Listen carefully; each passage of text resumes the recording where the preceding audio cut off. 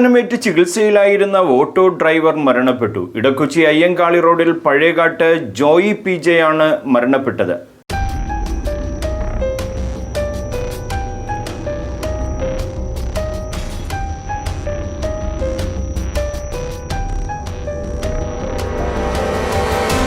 ഇരുചക്ര വാഹനത്തിന് autorickshaw side കൊടുക്കാത്തതിനെ തുടർന്നുണ്ടായ തർക്കത്തിനൊടുവിലാണ് മർദ്ദനം നടന്നത്. ഇടക്കൊച്ചി ശ്മശാനം റോഡിൽ വെച്ചാണ് സംഭവമുണ്ടായത്. പ്രതിയെ പള്ളുരുത്തി പോലീസ് കസ്റ്റഡിയിലെടുത്ത് ചോദ്യം ചെയ്തു വരുന്നു. CCTV ദൃശ്യങ്ങളും ലഭ്യമായിട്ടുണ്ട്. ഭാര്യ മിനി, മക്കൾ ഗാഥ, ശിഖ എന്നിവരും മരുമക്കൾ ജെയ്സൺ ട്രോയ് എന്നിവരുമാണ്. പോസ്റ്റ്മോർട്ടത്തിന് ശേഷം വെള്ളിയാഴ്ച രാവിലെ 11 മണിക്ക് ഇടക്കൊച്ചി സെയിന്റ് മേരീസ് പള്ളി സെമിത്തേരിയിൽ മൃതസംസ്കാരം നടക്കും. മറ്റൊരു വാർത്തയുമായി കാണാം. റിഡ്ജൻ ന്യൂസ് ടുഡേ, കൊച്ചി.